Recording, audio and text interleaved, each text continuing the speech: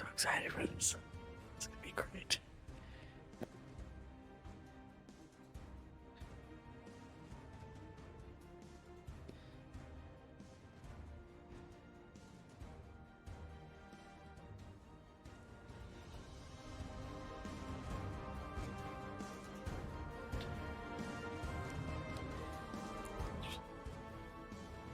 There we go.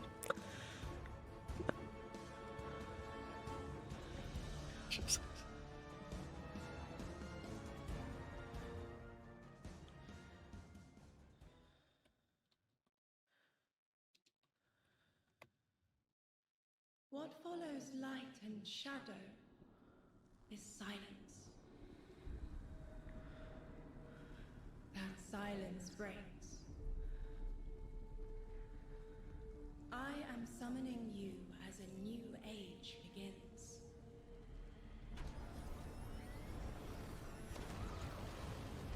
I see sapient life turn to each other. They remember how to look to the stars. They remember curiosity. They remember how to thrive. This is so cool. It looks so good. But they have forgotten.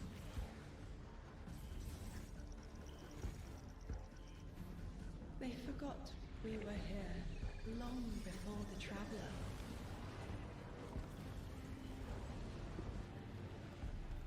They forgot that they need us. What? But they are fated to remember. I will remind them. I will remind you. I'm sure you will. But not through me.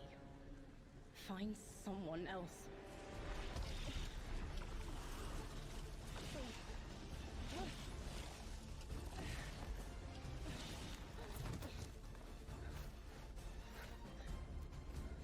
What the heck? My will is my own.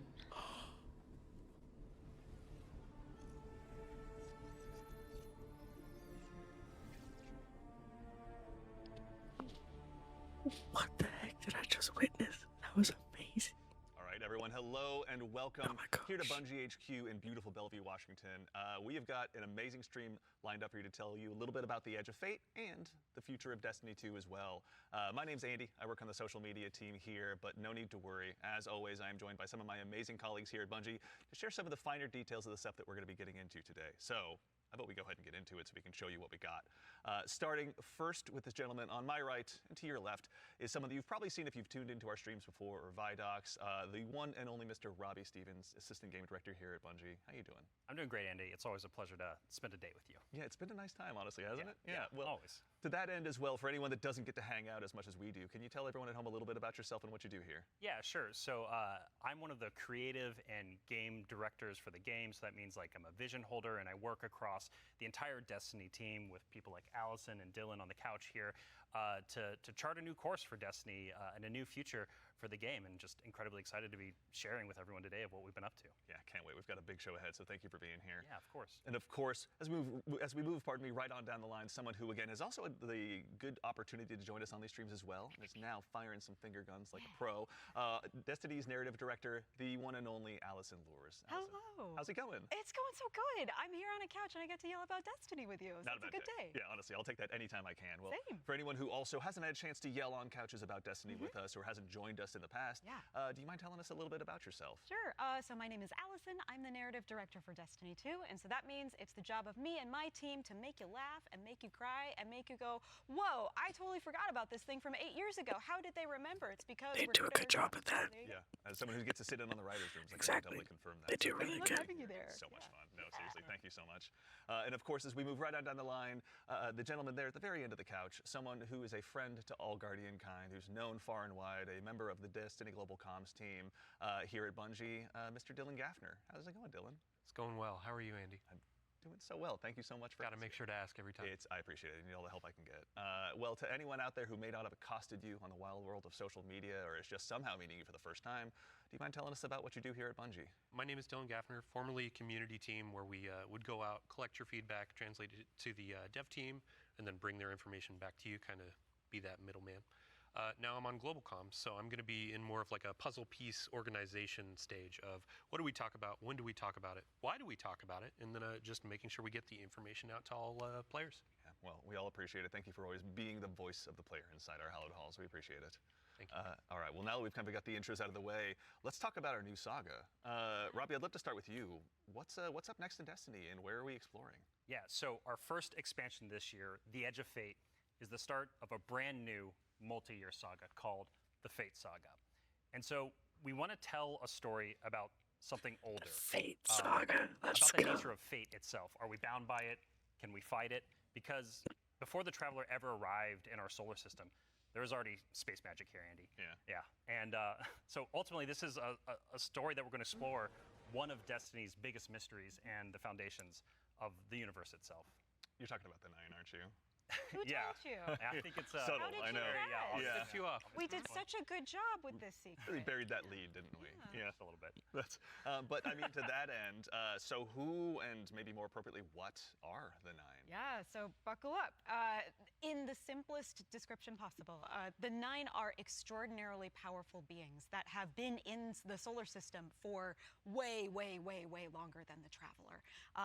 We can think of them as being kind of connected to each of the major celestial bodies in Sol. So that's each of our 8 planets plus the Sun. Sorry, Pluto. It's messed up. Didn't make the cut. All right, fair. I don't make the rules. Yeah, there you Darn go. Pluto. But the important thing to know about them is that this is why we're going to be so focused on the solar system for the next saga. We want to ask questions about our home that we've never asked before. Yeah. So when it comes to the Nine, obviously, Eagle-Eyed Guardians have been able to spot references to them for quite some time, whether it be outright ominous or a straight-up game show in some cases. Can you tell us a little bit maybe about what we should expect from them? Expect to be surprised. We're, like you said, the lore of the Nine really ranges from like Star Horse infinitely neighing to the Nine doing genuinely awful, awful things in our lore. And so the important thing to know about them is that the Nine are individuals. This isn't a collective. It's not like a hive mind. Each of them are kind of their own being, their own person in the loose definition of a person. They have different wants and desires. They can ally with different members and fight with different members too. In the words of one of our characters really early on, there are aliens, and then there's aliens, and then there are aliens, and that latter one is what the Nine are qualified as. Fair enough. All right, so beings of obviously immense power, something that the Guardians have gone toe-to-toe with in the past. We've even faced off against the very embodiment of the darkness itself. Yeah. What could be tougher than that? Yeah, so this is something that we think about a lot about because ultimately the Nine seek to free themselves at no matter the cost to humanity. And because they're extra dimensional in the ways that Allison are describing, they're not bound by the same rules that we are, that we've really experienced before in the game today. And so humanity and the Guardians, to many of them, are ultimately just bugs that can be squashed on, that they don't really care or think about beyond achieving their ultimate goals. So. Yeah, I mean, like, for the last 10 years, Guardians have really just been making their own fate. Yeah. I mean, so the Nine is challenging that. How are we going to deal with it? Yeah, whether we like it or not, the Nine have a plan for us. And Whether we like like you it or said, not. Guardians are really good at making their own fate and going out and deciding who they want to be. But what happens when them deciding to make our own fate is exactly what our fate is? Like, what if that was the plan all along? These are extra-dimensional beings. That means they perceive our reality in a very different way and can interact with it in a very different way. It's like they're a move ahead in chess. Weird. Reference. But you were mentioning, obviously the Fate Saga is one of the subjects of today. How long can we expect the Fate Saga to last? Yeah, so the Fate Saga is going to play out over several years, and ultimately we know where we're driving this car. We know where we're going with it. But the conclusion years of is- the Edge of Fate itself is going to leave you with more questions than answers, and it's going to be the catalyst into this new multi-year saga. Because we really want to return Destiny to being a game about big questions, right? And so the way we think about this is about pouring jet fuel into the speculation those engine of concept the game. arts. So we're going to be revealing a lot of ideas, a lot of It's really concepts, and many of them we're not going to be answering immediately, because we're going to be telling the story over multiple expansions, and we're going to be giving you those expansion beats more times than we have before in the past. And so the Year of Prophecy kicks off with the Fate Saga, and with it, humanity is now set on a collision course with this celestial pantheon of the system that has been here for a very July long time. 15th. And so the Edge of Fate launches on Let's July go. 15th.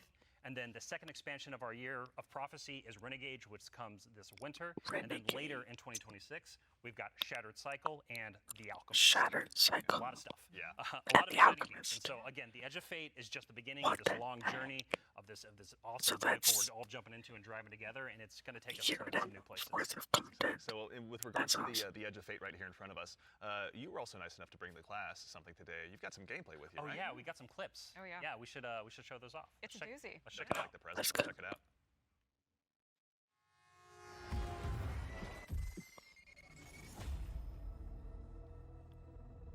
Observe, connect, conceal. Guardian, I had a vision. Conform, comply, return. Who's talking? I'm to show us disasters. Observe, connect, conceal.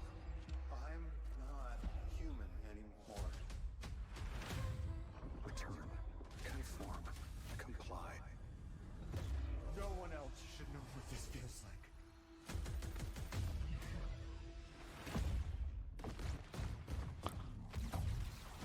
What was that?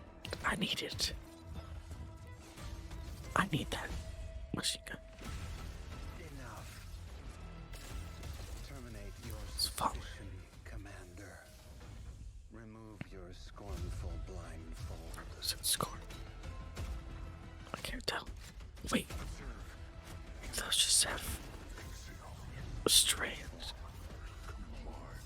Return.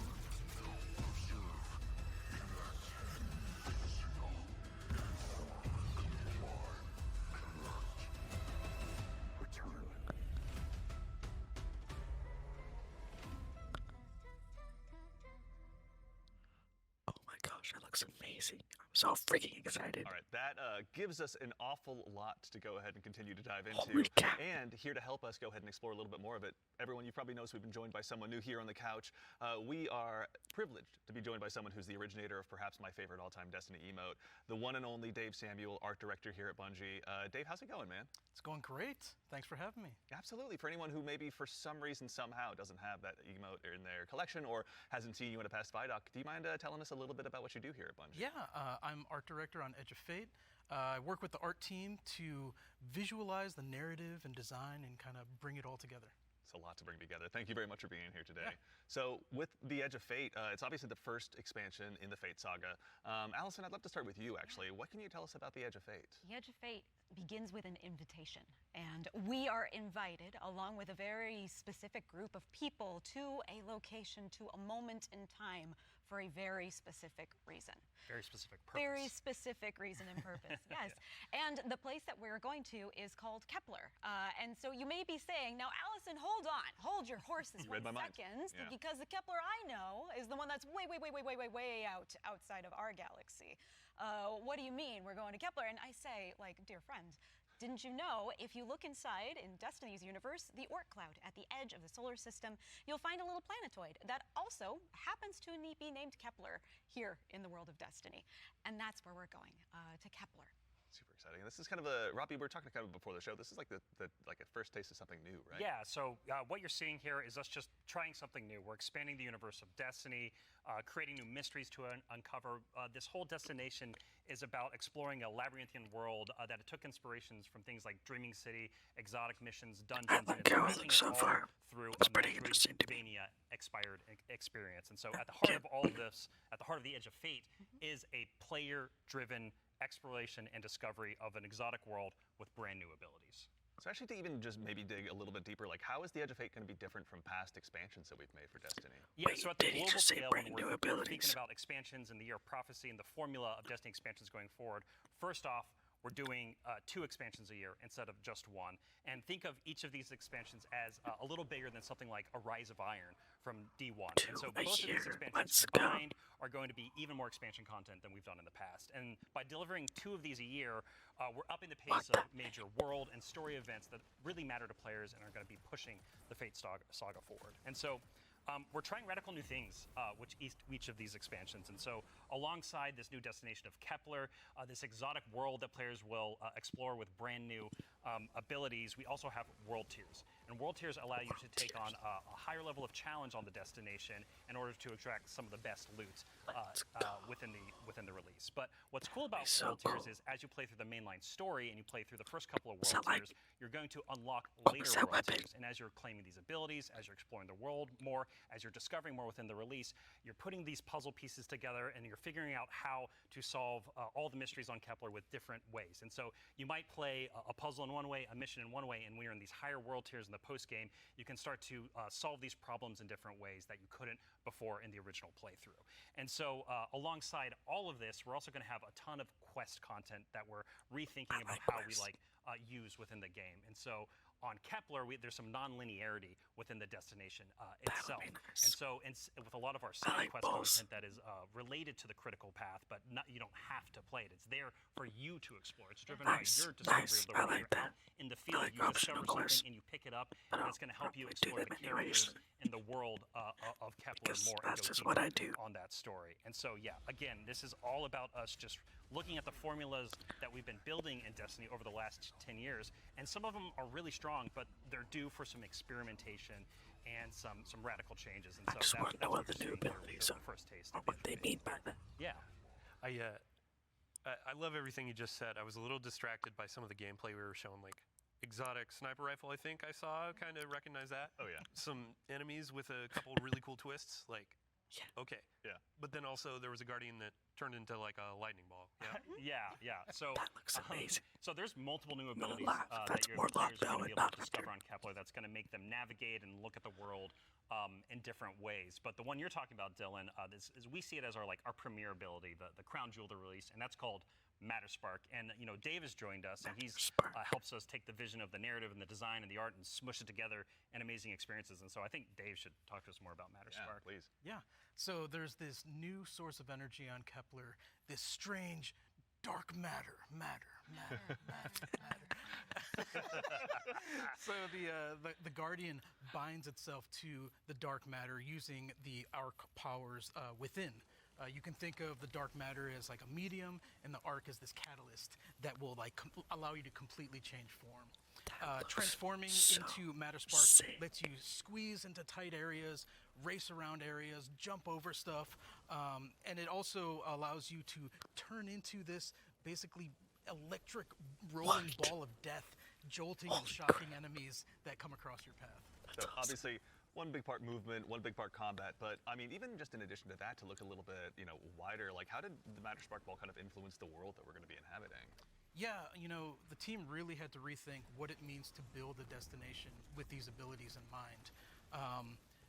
A simple hill becomes a ramp to get to a new space. A crack in the wall, it basically will reveal a whole new area to explore. It's also a new way to engage with enemies. Instead of taking a bunch of enemies head on, you can find a Matterspark pad, transform, turn into this electric ball of death, and then just start racing around the arena, dash over their heads, and flank from behind, and then really give the House of Exile on Kepler a bad day. As well we should. It's a good day for us as well. So what are some of the other Kepler abilities that we'll be able to unlock while we're out there as well? Yeah, so each of these Kepler abilities are a mix of dark matter and our Guardian's powers. So we have the Relocator Cannon, which is this new fallen dark matter tech mixed with void.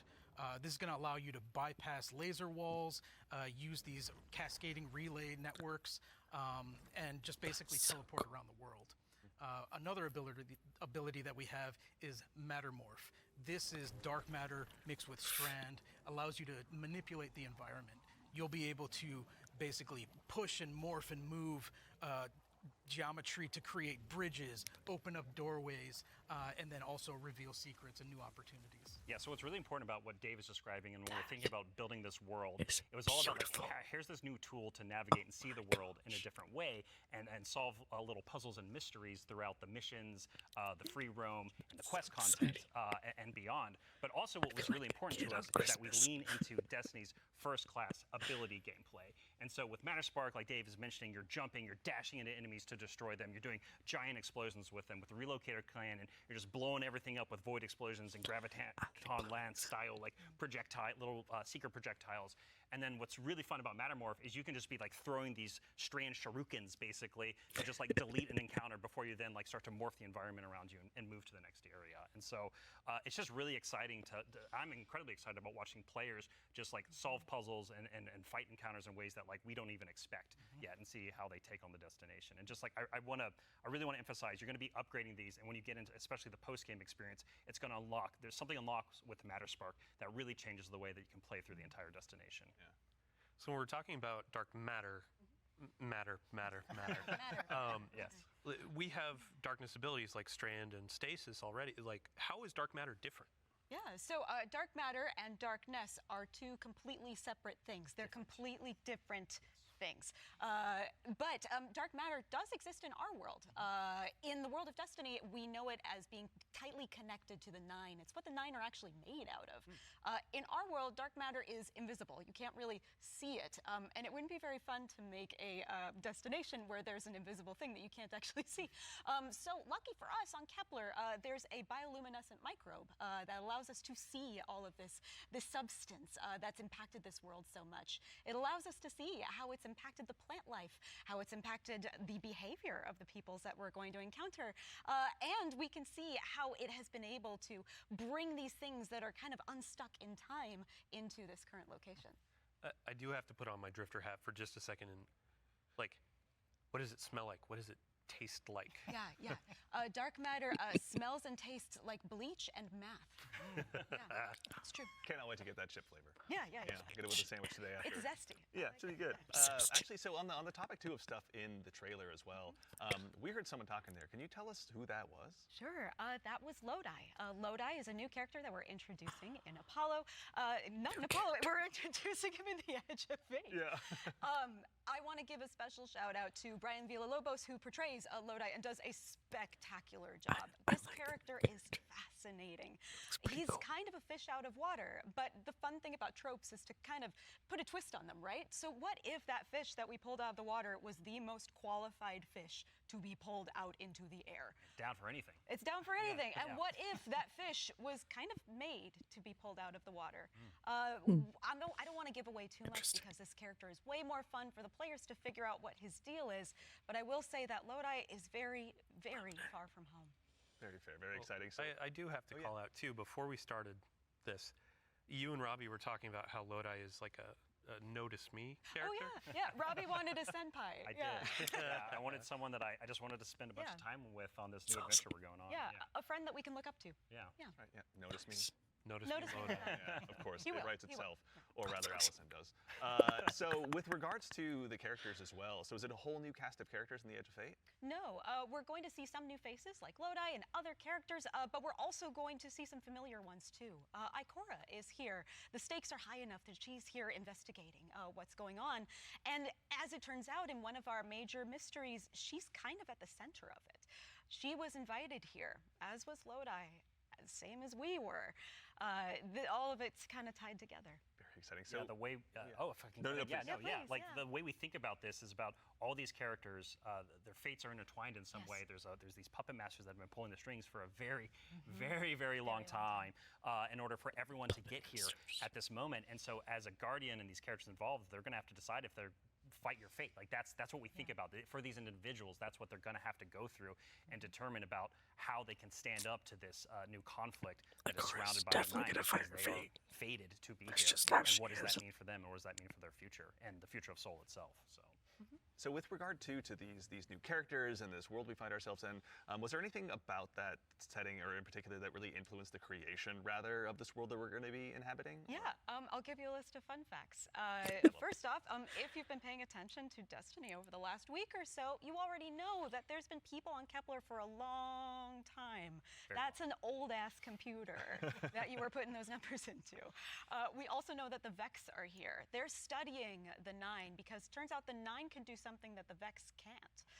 As Dave mentioned, the House of Exile are also here. They've become fixated on a being that they call the Giver.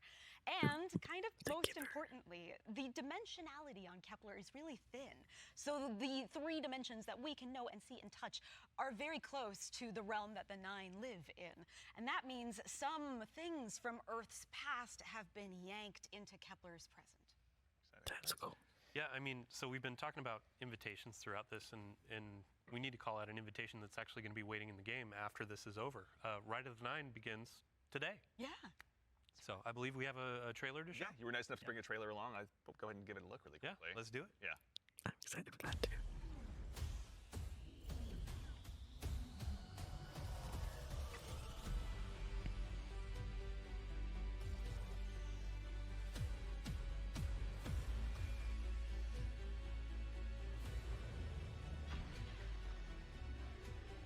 I'm excited to try the Explorer one. Even though I've done all these dungeons.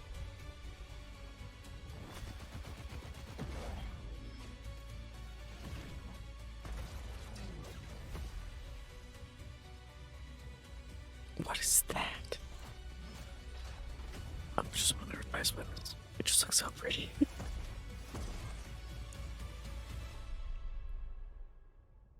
I kind of want to just go to the social space, to be honest. It looks so cool. All right, so that's Ride of the Nine, which is our essential prologue story for the Edge of Fate. And these 3 dungeons that are featured in this event are free for all players starting today. And so what's really important about this is that these dungeons are both for veteran dungeon crawlers, hardcore raiders, people have been in these places a lot, but also new guardians who have never stepped into a dungeon before, right? What was really important for us when we were developing Ride of the Nine was that we are changing the formula on how we can think about how we can welcome even more people into these experiences. And so you're gonna be able to go in solo, buffed up, and explore a dungeon by yourself, or go in match made with other fire team members shoulder to shoulder for the very first time. But don't worry, because we also have that higher level challenge for our veteran, our hardcore dungeon crawlers, where you're going to be able to earn the best possible loot, exclusive rewards, and also an exclusive title as part of Rights of the Nine. What's also really important about this event for being a prologue for the Edge of Fate is that it really reintroduces the emissary into the game, and you're going to learn why her job is pretty crappy and why she quits at the top of the Edge of Fate, like we saw at the beginning of this show. And so, Andy, we've been talking a bunch about how our Destiny expansions are changing the formula for Destiny going forward. So now I think it's time for us to start talking about how the core hobby of Destiny is changing going forward, the day-to-day of playing Destiny, week over week experience. And we've got someone else on the couch here to help us talk about that. We have an expert in that very subject now who's gone ahead and joined us on the couch. We are now joined by the one and only Mr. Ben Womack, creative director here on Destiny. Ben, how's it going, man? Hey, I'm doing great. I'm really excited to be here. There's a lot to talk about. Yeah, seriously. There is a lot. Yeah, it's going to be a very good conversation we have coming up. Yes. But before we get into that, can you tell us just a little bit about what you do here? Yeah. So I'm the Destiny 2 creative director for the core game, or the core hobby, as we call it. Yeah. And it has to do with all parts of the game, everything from Edge of Fate, through our seasons, through the fundamental systems. And in particular, like Robbie's saying, I've been focusing on thinking about the kind of building blocks of Destiny 2 and getting those like not only stood up, but also transformed and iterated on in some really exciting new places. Nice. Well, let's go ahead and just start at the top. Can you tell us a little bit about what like the core formula of Destiny is changing and why? Yes. This will be interesting. I'm going to start with the why first, because it's important to think about what is Destiny, what is great about Destiny. And Destiny is best when you have like awesome chases that you're excited about, you have really cool, powerful builds to make, and there's a mountain to climb that's right in front of you that you want to climb. You're like, I want that mountain, it looks pretty cool. And the thing that is not always true right now in Destiny is like, it doesn't feel streamlined as it could. Players don't have as much agency. We want to be player driven, we want to be more rewarding than we are. Because right now there are barriers to playing Destiny like in the best way. And those barriers are insurmountable sometimes. So think about that whole picture of like, okay, what is the Destiny that we really want that has been in the past that we also Especially want as to get back to, you what aren't we want to really do in solo the future. play. That's where all the changes you're going to see have started, like at their inception point. So it's a big piece of the pie. Massive updates coming across so many systems of the game, and this is like we're just getting in, digging into the surface. Yeah. That would I mean, be to that nice. same end, then, That how might be. are we making it easier? Pardon me, to go ahead and just get straight into the fun. Oh no, of let's Destiny. do it, because that's exactly what we want to do. And the first I thing like you're it going to when see when you Destiny's log fun. into Destiny with Edge of Fate, you're going to log in your character and see your ship in orbit. It's going to say, it's not going to say open director, it's going to say open portal. And the portal is our new front page of the game. We're trying to like get you to the fun as fast as possible and as few clicks as we can. Like we even have Edge of Fate there in the corner so that it's like right immediately there. No fumbling around with the map to get to it really. And we're also taking other big parts of the game, the ritual game and for seasons, and putting them into these ops categories. So the idea is that we're having these different ops for different moods. We're having solo ops. We have a bunch of fire team ops. We have pinnacle ops, and of course we have crucible ops. Still super important for the game.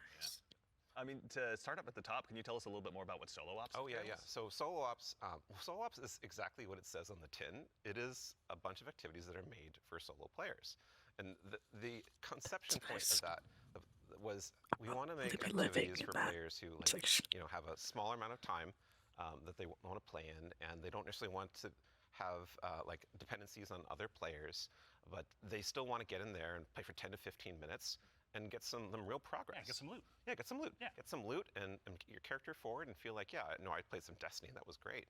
And even if you I don't like that feel a like lot. playing with other people, that's fine because we have an activity type that is designed for one player. Excellent. So, I mean, to that same end, what are some other ways that we can Really play nice and for have me. fun using Portal as well? Yeah, so Robbie actually has a great way of talking about this. So. Yeah, some of the North Star that is what we talk about when we were developing the portal early on was like, where are we headed with this thing? And ultimately, it's play your way. It's giving players more agency, more personal drive to figure out how they want to engage with the power climb and the new progression systems coming and our seasons. And so the entirety new progression and power climb is now all available to you in the portal at your fingertips in one place. It's really easy to find. That's It's really nice. easy to jump in. Anything you play inside of that category is gonna They're any of those probably categories is gonna help a you little bit on of your a learning progress. And curve. So because we want I think Destiny to that's be cool. welcoming I like not that. only to new players but also old players who are coming back. I to the really game need to that join us armor with set. Fate. And we also want this to be like a new even playing field for everyone. And so as part of this is a commitment from us as part of the core hobby and all the seasonal content we're building that we're going to be continually investing in this, right? We're going to be continually updating this over time for years to come. And so, you're asking me directly, like, what else is there to do? Yeah. Ben mentioned solo ops. We also have the fire team ops and pinnacle ops. Both these are more around playing with other fire team members, shoulder to shoulder, where fire team ops are more quicker sessions. There are some longer form things in it too, but then pinnacle ops are more about those really long form or more challenging kind of focused activities like exotic missions, for instance. Great. And so, and then the one thing we haven't talked about yet very deeply, but is incredibly important, and it's something that I think we've done for the first time like ever, or maybe since early D1. It's kind of a return to form. in a lot of ways, You're going to be able to experience the entirety of the power climb within Crucible Ops by playing PvP, right? So this means like, if you want to be sweaty, Andy, which like I know you, Dylan too. I know you're that way, right? Like I know both of y'all. Like if you want to put the sweatbands on, you're going to be able to play the entire experience in the season here and earn some of the highest tier loot that's also available in the game. I have to say this is like super exciting because like my player type or other folks out in the community, like they want to go in, they want to jam on PvP, but then their friends invite them to do a dungeon or a higher tier activity, and they're like, oh wait, I need to grind a long time to get up to power. Now through PvP, they can get up to power, and you can just bring them into that PvE experience and have a fun time with each other. Yeah. So. That's also how I primarily played D1, so I'm really looking forward to that. So it sounds like the core, obviously, of what you guys are talking about, play the way you want to play is at the center of all of it. What if I really want to challenge myself, push myself? Oh yeah, a little bit more? That's important to us. Yeah. So Death is important to us. well, death, but also success. Yes, and that's true. from it. That's true. Yeah. Yeah, and so we really want to give agency. That's one of the things. Agency, player driven towards loot and challenge. And so we have a really hugely expanded activity customization system. We have a lot more difficulty levels, and we have a ton of new modifiers. We have 50 new modifiers along with all the old modifiers that we've released in the past that are going to make this big curated web of options for you to experience any of the PvE content in the curator. And so, like, we have Banes, not just old Banes that we have, but new Banes as well. We also have boons to help you like get advantages in your activities and for your build. We have challenges and trade-offs. And the fun part is you're going to get these different combinations that are available, and you're going to then make a mix that's actually going to change the way you play and be pretty interesting, sometimes the way you prefer you play. Like, there's a new boon called Grappler that I personally love. It's kind of my preferred way to play, where they give you 3 grapple grenades, replacing your current grenade. You can't do the melee, but they recharge super fast. So any build you want, you could now Spider-Man around any map.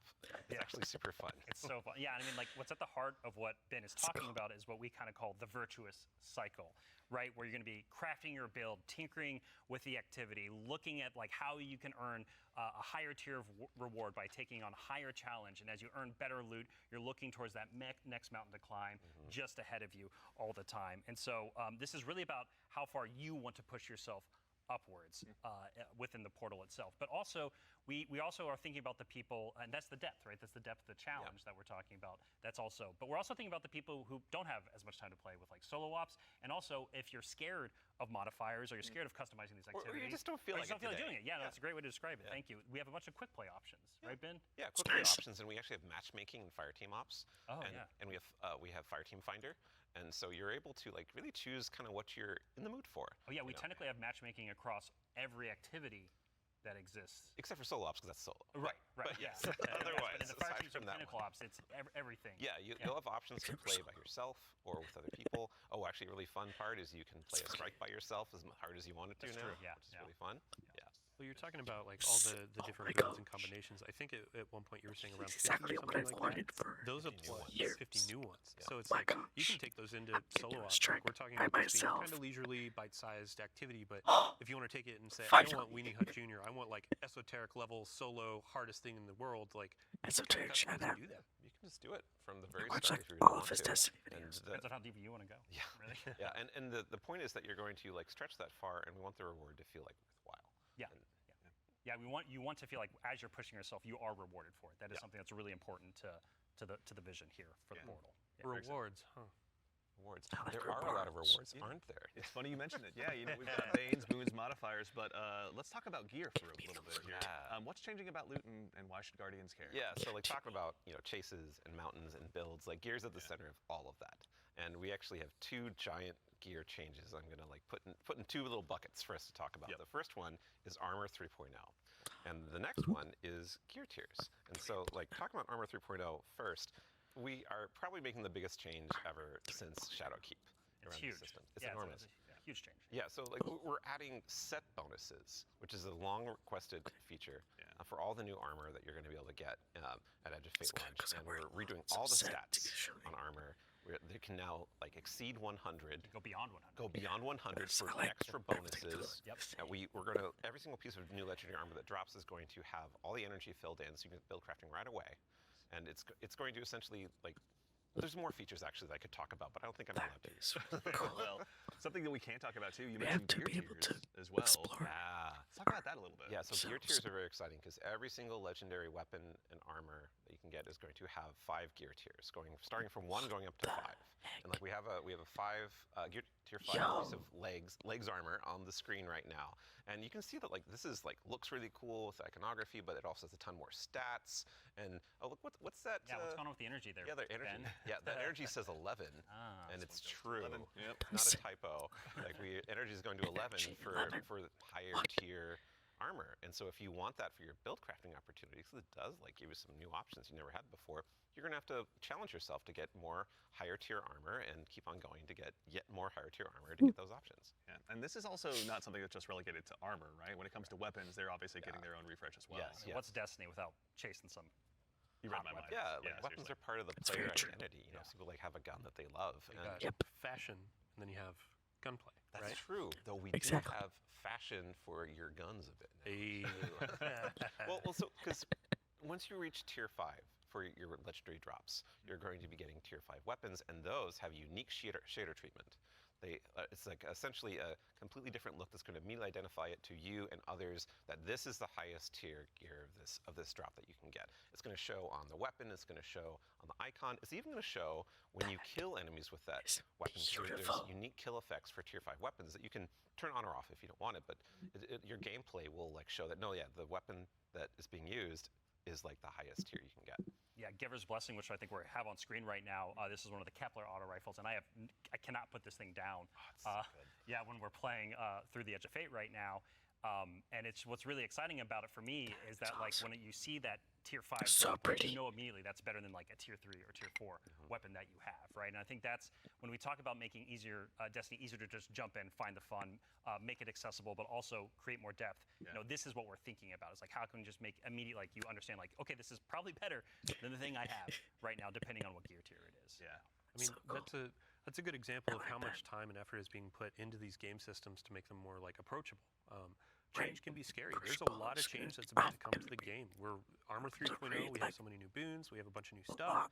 And after 10 years of Destiny, this is going to flip some stuff on its head. So, I mean, we're going to have a bunch of blog content, we're going to have interviews with Robbie, with Ben, with more folks across the team that have been working on this, and then we'll also be elevating our creator community when they're creating guides, all that kind of stuff. It's going to be a fun time, but ultimately, a big shout out and thank you to all the folks that have been coming into our studio, giving feedback early on some of these systems so they can be more approachable. And we're looking forward to all the feedback that's going to be coming after launch too. Like this is again one of our first steps into something, and then the community and we are going to build something amazing. Yeah, and I can't stress enough how much feedback we've gotten from the community summits we've been running over the last year for the Edge of Fate, and just people reaching out to the community teams and others to us. Like your feedback is invaluable. So like seriously, like thank you so much. We're making this game together ultimately. Yeah, it's incredibly important part of the process. Like I don't think we would be able to make what we do without it. Working with the community is obviously a core part. Dylan, huge thanks to you and your team, obviously, for helping to lead that charge. And in advance for the big blogs you get to write. And then also our social media team. We'll go ahead and get out the door, so go ahead and give us a follow. I think, Ben, you were saying you wanted to try to break the record for longest twid? I'm more predicting we are. Yeah. So it's not about try, it's the state of things. It's going to be a multi-month journey as we head towards launch. So. Yeah, be a good time. But, you know, we've been talking a lot about the core Destiny hobby. How does that extend into, like, how players are going to experience, like, a full year of Destiny? Yeah, so we've been focusing on improving and changing the formula of Destiny in multiple ways. And so progressing through the Fate Saga is going to be more meaningful with 2 expansions a year. We've been talking about how focusing our seasons and on the core hobby of Destiny and that commitment to continually updating it. And in addition, we're going to have 2 free major updates between each of our major expansions coming in the Year of Prophecy and beyond. And so ultimately that means there's 4 big beats happening in a year, 2 expansions, 2 free major updates between those expansions. So what that means we're not doing is paid seasonal content anymore. We're not doing separate storylines.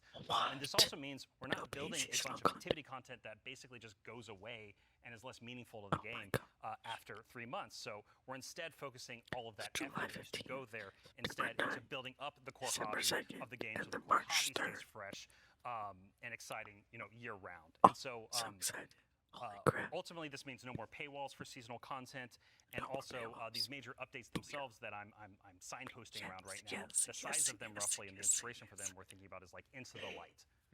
Okay. So when you say like Into the Light, for folks that aren't out there, like what for a major update, how big is that? Like how do you encapsulate that? So when I say Into the Light, a lot of this is like the inspiration of what it was. And with Into the Light came a really cool theme that wrapped around all the new stuff we were building within it, but also a lot of the prize stuff as well.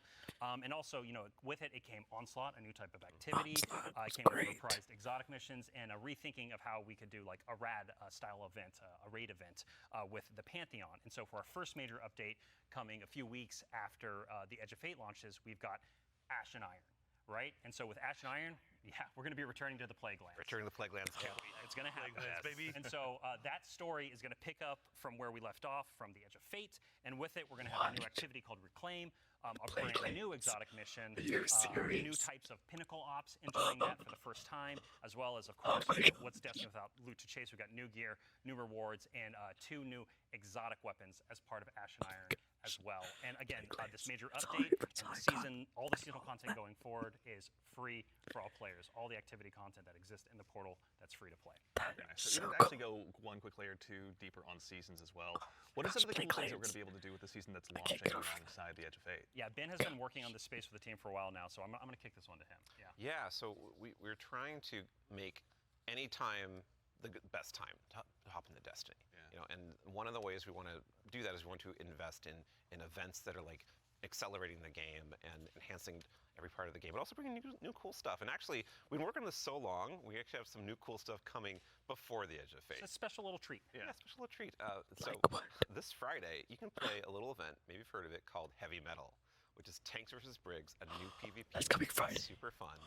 I would kind of wish I was playing it right now, not gonna lie. But the thing that people at home don't know is we have a new reward. That's a unique thing in Destiny if you invest in this event, if you go play. It is a free-to-play event. So this reward is free to play. It is a new combat vehicle that goes in your Sparrow sled, combat Sparrow, if you will, called the Griffin. And this is a really cool, like, combat-ready vehicle you can take anywhere you can summon a Sparrow. You can summon it and use it to fight your enemies and just have a really good time. And there's some really cool, build crafting things with this vehicle that I don't want to spoil right now, what you'll discover, but I'm super excited for it. Yeah, my we're going to ride those skimmers forever. Well, Oh, I we've love been my saying, skimmer. Like, what was it? Skimmer is Flash, and the Griffin is Splash. Hey, there we go. Yeah. The dad joke quota has met. We got to get one in. Absolutely, yeah. But that's not all, right, man? Like, you've got more for us, don't you? Oh yeah. So like I just said, there's more events that Yeah. we've been making. There's one that's going to happen right can't after believe it's coming the out launch of Friday. Edge of Fate. It's called Arms Week, and it's a 1 week long event, and you're going to be focusing on one weapon archetype in Arms Week whenever it comes around. And this one is going to give you a new legendary weapon of that type. It's going to have some volatile mods that are there for the week that are going to be super interesting and fun to play with, and some focusing you can do. Right? There is a problem when you say this event is going to be about weapons and about using them. Yeah, you got to have a place to test all that out. Right, and Yeah, so I mean, I've been doing that in EDZ this whole time, and I'm sure most of you, Those poor dregs. right? Yeah. But there is a new way now. We have a new feature, a long requested feature that is being added to the game with Arms Week. It is the shooting range. And the shooting range is being added to the tower. It is a now permanent addition to the game with the launch of Arms Week. We're not taking it away. And you can go there and you can try out everything in your kit, everything about your build, with all sorts of simulations of different kinds of enemies and situations, and it's all real damage numbers. It's like It's even got a scoreboard. it's even got a scoreboard For you right there. and your fire team. Yeah, your whole raid team can go down into the shooting range and try out, like, see exactly how we're going to do so for cool. some kind of boss at this range or I was with gonna a say, yeah, strategy. who can do most of the damage, right? Yeah, well, you're finally going to know. That So we have a rally flag. It's not just a shooting range. Like, you can go beyond the firing line and use your abilities too. Yeah, you totally can. And like, if you wanted to, you could even take in Prismatic and pop Transcendence and try that out. And well, I think the reason why we're not seeing that right now is because it's the Titan. Yeah, it's a good soldier. Yeah. Standing on that firing line. Yeah, staying on the firing line. All about building that line and standing. Yeah, exactly. A lot of theory crafters are going to have to go ahead and have some upheaval to their Google Docs, I'm guessing. But, This will be a really good tool. Like, as we're adding all of these different systems with gear tiering and all of that, you can go in and check those damage numbers in real time. Like, how do my stats change? How are these different gear bonuses going to affect my gameplay? You can see it in the tower now. and when we're talking about weapons, Oh yeah, You got well one more thing, right? yeah, no, there's one more thing. I know you're Yeah. excited. So there's more events. Of course, there's more events, and the holiday events are coming up. Where Solstice is right around the corner. as Summertime, well. right? It's summertime. Summertime is Solstice time in Destiny 2, and Solstice has some really cool twists and such that we're planning. But I'm not going to talk about that right now. I want to show you all the new hollow foil treatment we have for Solstice weapons. So here we go. This is the hollow foil treatment for Solstice in 2025. It's so beautiful. It's so good. It's amazing every single look at my it. God. It's an ocean and gun. the line. Yeah, we put the ocean on a gun. How did we do that? It's beautiful. I love it. And any kind of weapon that drops for this event can have a hollow foil. Yeah, no so it matter could be what a the tier 1 damage. or tier Yeah, 3. Yeah, any weapon exactly. can have the hollow foil. Yeah, when the playing. like the tier 5 hollow foil. Ooh. Like that's me a chase. It's gorgeous. Our other events will also have hollow foils. Yeah, like Arms Week you're talking Arms Week about. will have its own hollow foil treatment. Like every event, a major event we have will have a hollow foil treatment. The holidays will have their own kind of special one, but yeah, Arms Week will have their hollow foil drops that you can farm as well. super exciting. No, it's going to be a good time. I'm going to have way too much stuff to chase down, so appreciate you guys putting all the hard work in, obviously, for that. But I believe we've got one more thing. Yeah, I mean, we've been talking a lot about here are the free updates coming to Destiny, the portal, a bunch of different stuff, Edge of Fate, but we also have another expansion, and we need Allison back on the couch to talk about Right, it. yeah, Allison. She's the best one to talk Yeah, about. we've got something very exciting, and so once again, love her Allison, skirt. thank you for taking the time to join us today. We appreciate it. Of course. I'm so excited to be the one more thing. Yeah, it's a tradition around here, so we're glad that you could obviously go ahead and lead us into this one. But, you know, as Dylan mentioned, we've talked about the Edge of Fate, but this is the first year we're going to be doing 2 expansions over the course of a year. Can you tell us a little bit about Renegades? Yeah, so we're going to have a dedicated reveal for Renegades in September alongside our major update, Ashen Iron. But earlier we were talking about how sometimes our formulas can constrain us from experimenting and innovating. And so in that spirit, Renegades is going to be very different from the Edge of Fate. What I can tell you, and we'll talk plenty about it later, is that we're going to be experimenting and innovating with activities, with social mechanics, and more. But more importantly, I want to talk about our inspiration. And so I have to kind of tee it up first. So Renegades is going to be a Destiny, like definitively Destiny expansion. This is part of the Fate saga, and it's going to push it forward in important ways and introduce characters that we're going to spend time with for years to come. It is an essential Fate saga story. And it's an homage to a universe that has inspired Bungie from the start. It's a universe that all of us here on the couch grew up with, as well as everyone else at the studio and millions of you back at home too. It is a peanut butter and combination, a peanut butter and like chocolate combination inside of what we're making that could only be possible in the kind of world that we build here. And so I am absolutely thrilled to be able to give our first sneak peek at Destiny 2 Renegades. Let's take a look. Oh, I'm excited. I don't know what it's supposed to be, but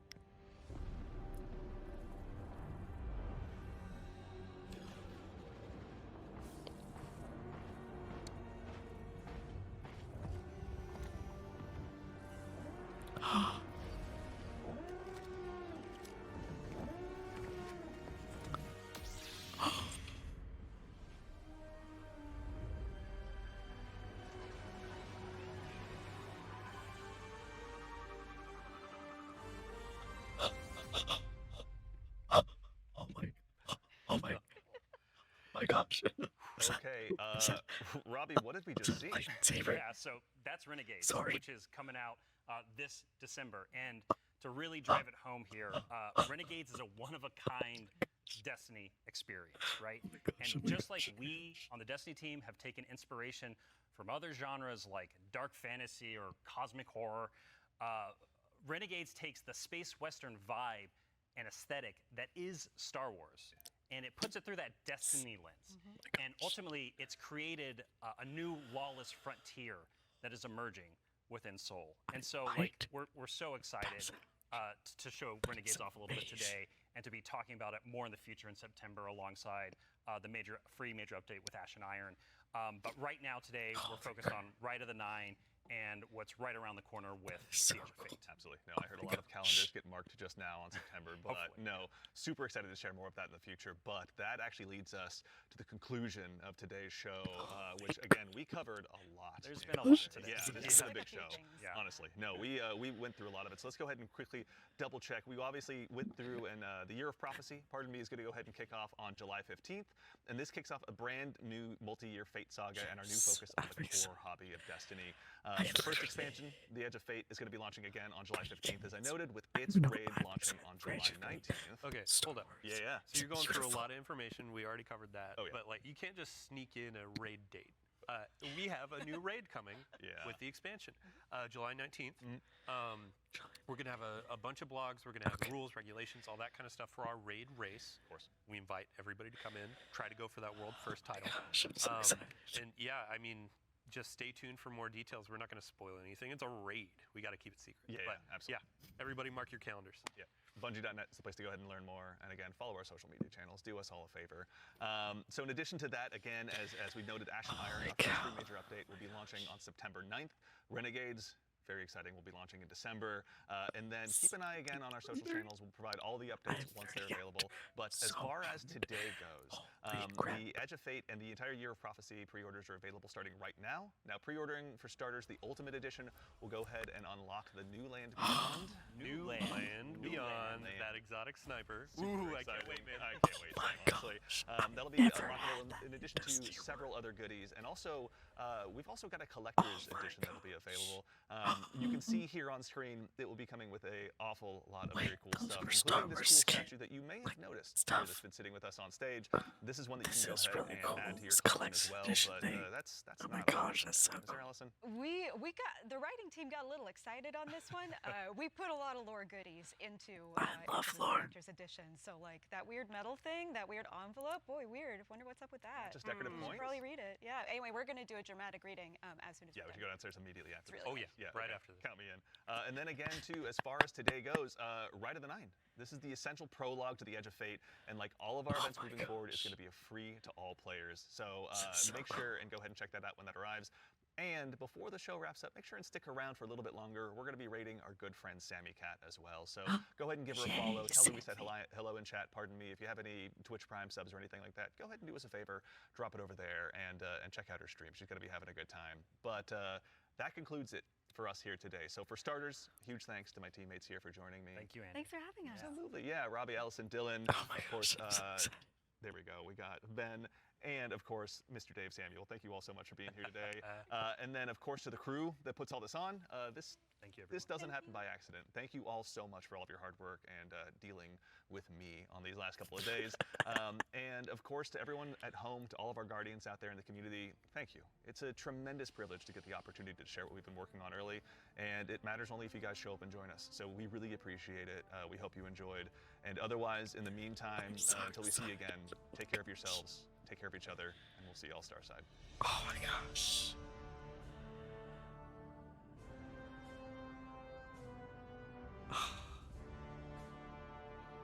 Yes. Holy cow. I'm so excited. All of it. I cannot wait.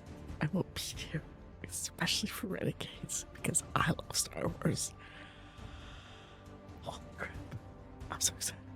Let's freaking go. Thank you so much for watching this video. If you liked it, go ahead and give it a thumbs up. And if you want to see more of my videos, hit the subscribe button. Thank you so much.